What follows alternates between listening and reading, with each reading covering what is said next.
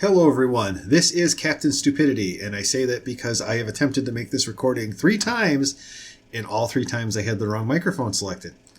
This is Omnixius. I am the writer of Heather the Necromancer and the Dragon Knight Prophecy, and we're going to talk about Heather today. I ran a poll recently where I asked people whether they preferred an ending in the Heather storyline where Frank and Heather created a relationship.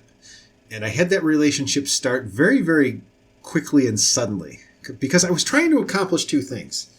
One, I wanted to showcase that since dying and in light of Heather dragging her feet one last time about returning the stone and then nearly losing the stone to Montez and in realizing that she really needs to start taking action and then returning the stone and becoming a princess, Heather's had a distinct shift of focus. She's matured. She's suddenly realized that her fighting the world and the mechanics and dragging her feet is doing nothing but hindering herself and harming her friends. And she's really become to value her friends. So I wanted to showcase that Heather's changed. That death, and on top of all the things that immediately follow behind it, have really altered Heather's perspective. And she has become a far more decisive character, somebody who's willing to be a little bit more bold, who's willing to accept the rules and learn how to play with them and maybe even use them to her advantage. She's starting to think tactically, which was supposed to be showcased in the Montez battle, where she realizes she can't outrun Montez, she can't outfight Montez, but she can use Montez's speed against her. All of these things I wanted to start showcasing with Heather that she has changed. She's become somebody who's confident, somebody who can make good decisions now. And at the same time, I thought the best way to really showcase this will be Heather finally realizing that Frank has feelings for her and that she, to some extent, has some back. And I thought the best way to do this would be to get them into a relationship. Now, I didn't want to write out a long, slow process of these two growing together in an obvious trajectory. I hinted at it in some of the earlier chapters, like where Heather rides in the palanquin and she leans against his chest so they can both look at the panel. The scene where she feeds him cake. The scene where Frank gets bitten by the creature in the underground lake and he drags him underwater and Heather goes berserk and animates, rides in the back of the undead crocodile to go out into the lake and face the thing one-on-one to try to save Frank. All these sorts of scenes I was trying to paint that Heather was really warming up to it. She was seeing beyond his appearance and seeing the person inside. And Frank has always been very stoically heroic. Okay? So I thought I could get away with sort of rapidly advancing the relationship using Heather's new found personality, her distinct change in character, to just have her turn around and just point blank ask Frank, do you have feelings for me? And when she gets her answer, realize that she has feelings in return, and she, rather than be all awkward about this and drag this out and make a mess out of it like she would normally have, she's going to be bold and decisive for once in her life. And she just flat out says, then I'm willing to have a relationship with you. And I don't mean like we're officially lovers now and, we may as well just start calling each other husband and wife. I mean like we're both going to acknowledge we have some feelings. Now let's explore that and see where it goes. We are effectively boyfriend and girlfriend, but we're working on this now. We're feeling it out. And I only intended to use the relationship for, I want to say comic relief. It was going to be there in the background. It was going to have its serious moments, but it was going to be a tool and a mechanism for a lot of humor, a lot of awkward humor in the future. And I didn't want to put a lot of attention on it. I didn't want to devote any true time to building a romance or building an emotional connection because I didn't want to use it for that. That's what the Dragon Knight prophecy story is. That story is nothing but relationship and romance. There's a war going on. There's all sorts of things the gods are doing in the background. There's dragons flying around all over the place. There's all sorts of chaos going on in the world. But the camera is squarely focused on the relationship the main characters have with one another. So that's what that story is for. This story is more meant to be kind of what's really going on in this world and why is Heather so integral to it. The camera is focused on Heather, but it's her connection to the world and this character named Hathlosora that's supposed to be the focus, not her relationship with Frank. Like I said, that was just supposed to be a mechanism or tool. So I threw my poll up and I asked people what they wanted. And the vast majority of you picked the option that said, yes, the vast majority of you said, yes, we want the relationship. But I gave you 3 options for that. One was, yes, I want the relationship. It's about time. The other one is, yes, I wanted the relationship, but I don't want you to put a lot of focus on it, which is the option I was hoping for and the option that most people picked. However, I did give you a third option, and that was, yes, I want the relationship, but not yet. It hasn't matured enough yet to reach the relationship status. And I expected some people to pick that one. What I didn't expect was the comments. Okay? I weight a comment heavier than a vote, as far as I'm concerned, because a comment means you were so... What's going on, the question that was asked was so important to you that you took the time to explain yourself and how you feel. And that to me means this is important to you. So, of course, I read the comments, and the comments are very heavily weighted in that this encounter, this move with Frank feels forced. It feels like I just wanted to get it over and done with, so I forced it in, I shoehorned it into the story, and as much as you might want you the reader want the relationship, you don't want it done this way. So after I was done reading the comments, I thought, I can't really run with this now. Despite the fact that most people want the relationship, I really can't run with this because so many people in the comments agree with this point of view that this is a very forced artificial situation that I worry it's going to ruin their story experience going forward. Okay, so I sat down and I spent some time trying to paint an outline, draw up an outline about, well, how am I going to work forward with this? Is there a way that I can more gradually do this? And of course there is, but I had other plans, other things that needed to get done. And those things were all being done under the assumption that Frank and Heather already had a relationship. I have an entire story arc with a new character I want to introduce, whose entire opening function is to antagonize Heather by strongly hitting on Frank, being very bold and suggestive of Frank. In fact, this is a little, I don't know how many of you know this, but a lot of the characters in this story are actually named after people I know in the real world. Their titles and names they use online. Like Moon is actually a character I know. Quinny is a character I know. Legis is a character I know. In fact, you can find Legis in the Discord server. He actually uses the name Legis. These are people from my Minecraft server and from other sources, other games, who I know their personality, and I've either modeled the character directly on their personality or they're a parody of that person's personality.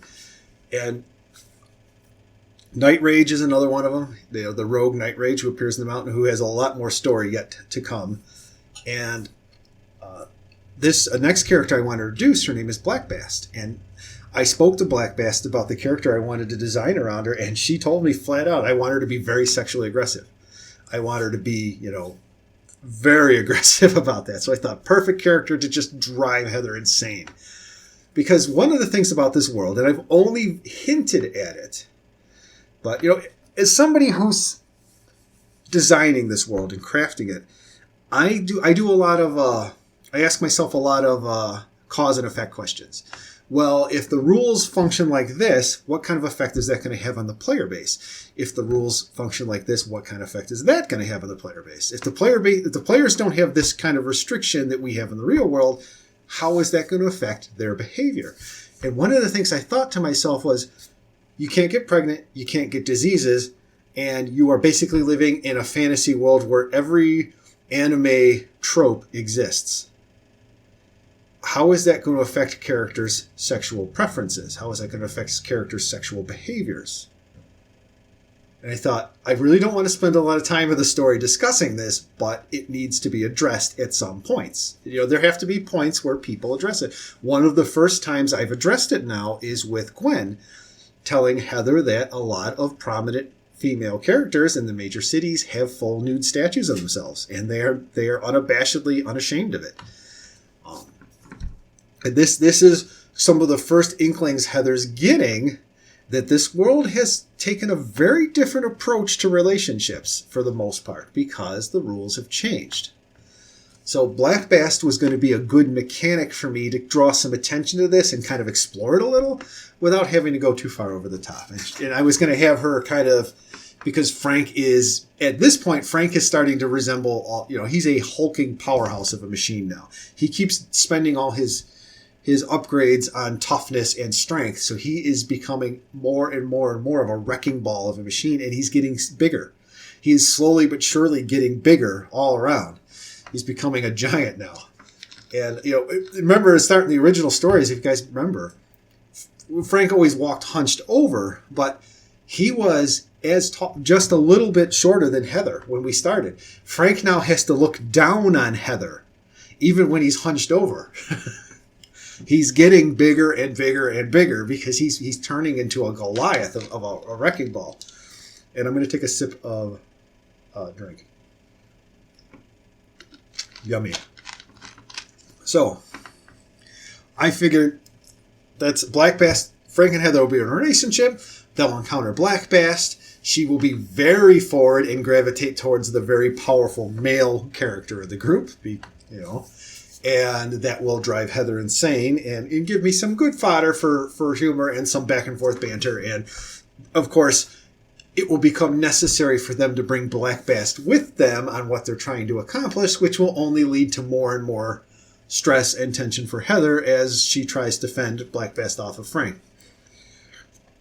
That whole arc has to go because I can't put them in a relationship. I can't put them in a relationship, or I can't do it as quickly as I wanted to do it in. So I either have to push that arc way out, which means I have to now reinvent what I intended to do and come up with a whole new concept of how I wanted to use this storyline, or I have to drop it and just come up with something new. Now, here's the thing. I have posted virtually everywhere that I'm just dropping the relationship. It's going to cause me too much stress, too much trouble, and because of my work-life load, a lot of you probably also don't realize this, but my wife isn't well, and she's disabled to a certain degree. There's a lot of things she can't do for herself that I have to do, but at the same time, I have to work a lot, and I don't know whether I'm cursed or blessed with this, but I have a job, and it has unlimited hours. I can work as many days a week as I want, and I can work as many hours in those days as I want. So if I want to work 7 days a week, 10 hours a day, I can. The trick here is, of course, the more I'm away, it traps my wife at home, and it prevents her from doing a lot of things. So I work as many hours as I can because, we have bills. We have credit card debt. We have the same kind of problems everybody else has. And some of these, given the current circumstances in the country and in the world, we have suffered some significant losses because of issues. So the more I can work, the better. There was always the hope that I was going to make a lot on Patreon and it was going to lighten my load so I wouldn't have to do so many hours. But, and I love my Patreon people and I love everybody who reads my story. I hope that didn't come across like I'm pushing. It's not. Okay? A lot of you are in worse shape than I am. All right? You are in far worse shape than I am. And you're online and you're reading these stories for some escapism. Okay? I understand completely, and please continue to read the stories and feel absolutely no measure of guilt. Even if you never donate a penny to me again. What matters to me as a writer is that you're enjoying the story. Okay? Leave the occasional comment where you good chapter, I really like this one. Or, even if you didn't like a particular chapter and you want to politely say, this one missed the mark, or, you could have done this better. I'm open to that too. I actually really like my feedback because I'm as amateur as they come when it comes to storytelling. I am literally teaching myself how to write and how to tell a story. I didn't go to school for it or anything, but I work a lot. Getting back to the main point. So when I come home, a lot of times my wife. There's a lot of attention I have to give my wife. There's a lot of things I have to do for her by the time I get home. And I end up doing all the household chores, the dishes, the laundry, the cleaning, that kind of stuff. And then when all of that is done, I can finally sit down and write. So doing a major rework of the story and veering off in a whole new direction to try to alter things is hard. It's going to require a lot more time and energy that I have to devote to it. I've already removed the relationship. I've gone in and edit. I had 2 copies of all the chapters anyway.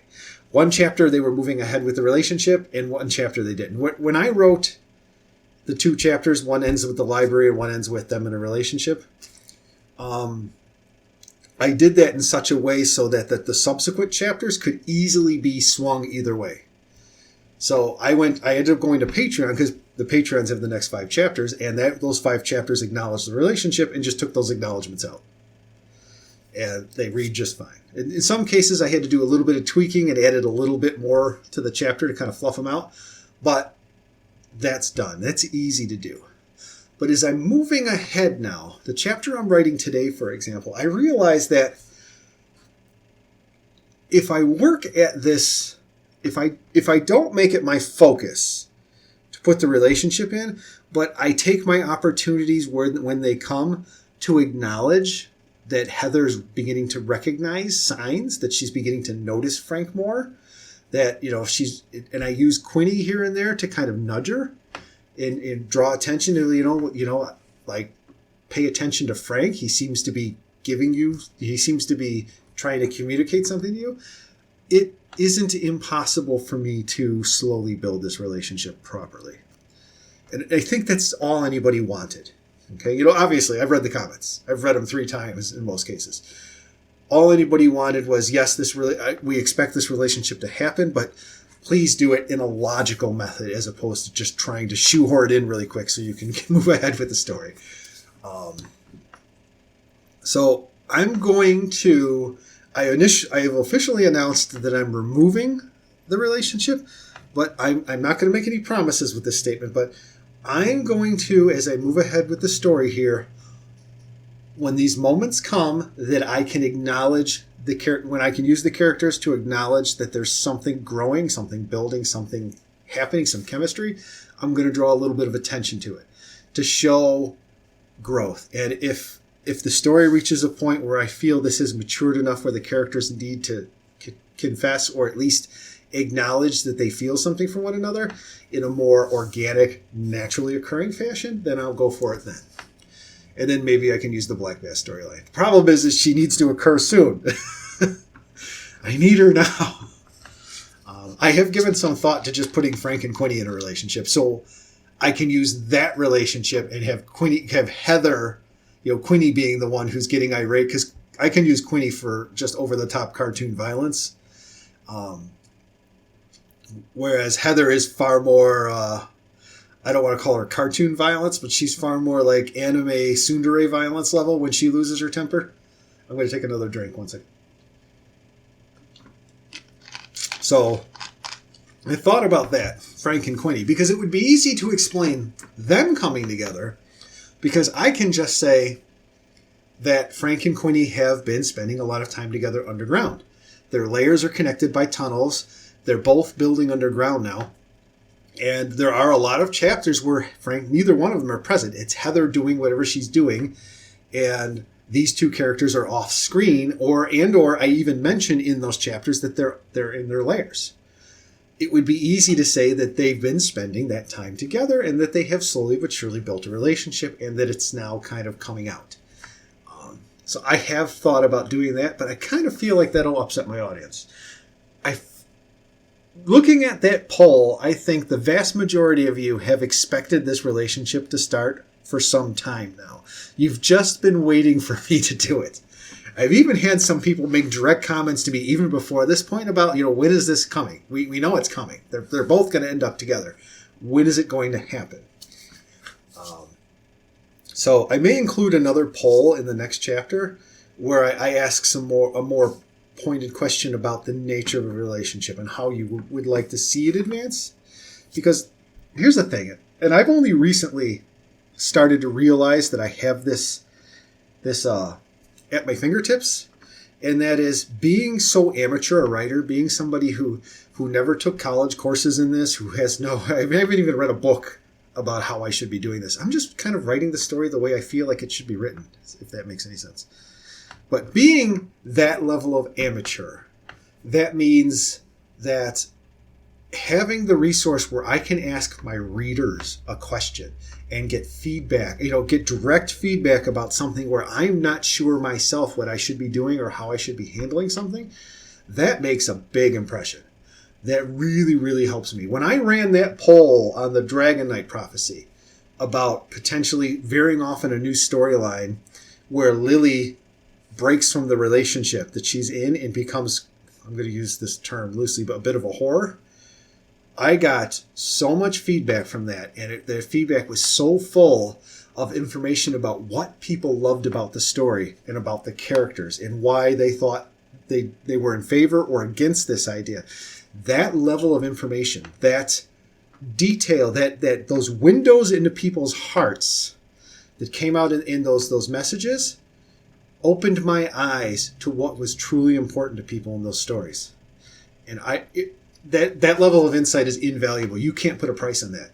I was so shocked at how just to heart people had taken some of these characters and how they could not bear to see certain things happen in the story. And getting that level of understanding and appreciation of your audience, that's worth 10 times its weight in gold. I don't even know how to put a price on that. So understanding now that I have this tool at my disposal, there may be a lot more polls in the future. I mean, I would be stupid not to make use of it, really. I would be absolutely stupid not to make use of this, not to listen, get that kind of feedback and take it to heart. And I realize the story is ultimately mine and it needs to go where I need it to go.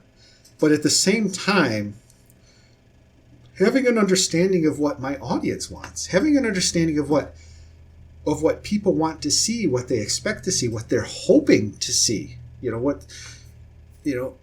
that information is so important and so invaluable. And I want to make use of it. Anyway, so that's all I wanted to say. I kind of babbled on at the end there, but that's all I wanted to say. I wanted to share that with you, and I wanted to talk about the relationship. I don't think it's dead. I think I'm going to go the slow route. I'm just going to do the extra work that's necessary to drag this out and build it more slowly. But here's the thing, guys. Now I can't guarantee they're going to end up in a relationship because the way I write, the method that I use, I don't have an outline. I don't have a detailed bulleted system of how, when, where, and how everything's going to happen. What I have are literally goals, like milestone goals that I just write towards. And I invent some of the scenes that I write about. I literally invent the day I sit down to write. And all I do is I ask the logical questions. If this were to happen to the characters, how would they react? And if they react in such and such a way, where will that lead? And I literally I try to paint myself as logical a course of action as I can. That being said, if I start down this path where these two characters are starting to volley emotions back and forth and you spend a little, unfortunately this means I'm putting focus on the relationship, which is what most people didn't want. But if I spend just a little bit of time here and there when it's logical doing this, we may arrive at a more organic